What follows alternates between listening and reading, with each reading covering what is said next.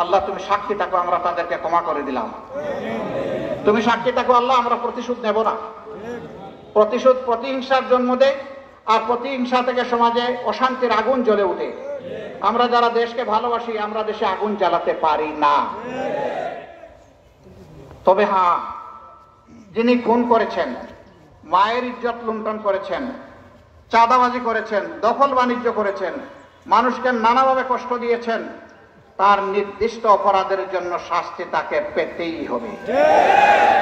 এটা তার ন্যায্য পাওনা।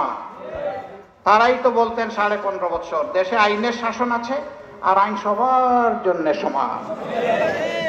এখন এই সমানের কিছু ভাগ আপনাদেরকেও নিতে হবে। তবে আমার অনুরোধ, কেউ আইন হাতে তুলে নেবেন না, আইনকে তার গতিতে চলতে দেবেন। আমরা বর্তমানে শাসন ক্ষমতায় যারা আছেন তাদেরকে অনুরোধ করব, আপনারাও আইনের উপর হস্তক্ষেপ করবেন না, আইনকে তার গতিতে আগাতে দিবেন। যারা বিচারের পবিত্র আসনে আছেন তাদেরকে অনুরোধ করব, আর কলমটায় দলবাজি করবেন না।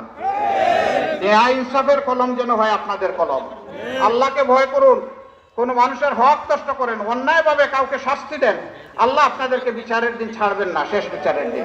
আপনি শেষ বিচারক নন, আপনার উপরে আহকামুল হাকিমিন আছেন। ইয়াউমুল তালাকে, তার মুলাকাতে সামনাসামনি আপনাকে আমাকে দাঁড়াতেই হবে।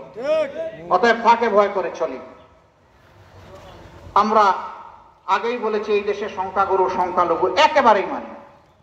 আমি আপনাদেরকে অনুরোধ করব, সকল ধর্মের ভাই বোন মিলেমিশে যেন আমরা একটা শান্তির সমাজ গড়ে তুলতে পারি, একটা ঐক্যবদ্ধ জাতি গঠন করতে পারি। জাতিকে আর যেন আমরা বিভক্ত না করি। যে দেশ এবং জাতি ঐক্যবদ্ধ থাকে, শয়তান তার কাছে পরাজয় বরণ করতে বাধ্য হয়। আমরা সেই রকমই একটা শান্তি এবং সমৃদ্ধির সম্প্রীতির বাংলাদেশ গড়তে চাই।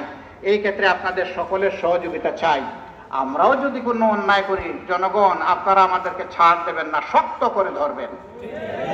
আর যদি দেখেন কল্যাণের পথে, ন্যায়ের পথে, ইনসাফের পথে, শান্তির পথে, সমৃদ্ধির পথে বাংলাদেশ জামাতে ইসলামী আপনাদেরকে আহ্বান জানাচ্ছে। সঙ্গত কারণেই আপনাদের বুক ভরা ভালোবাসা, 2 হাত বাড়িয়ে দেওয়া সহযোগিতা আমরা কামনা করব। আপনাদের সকলকে ধন্যবাদ। আল্লাহ তাআলা আমাদের উপর সহায় হন।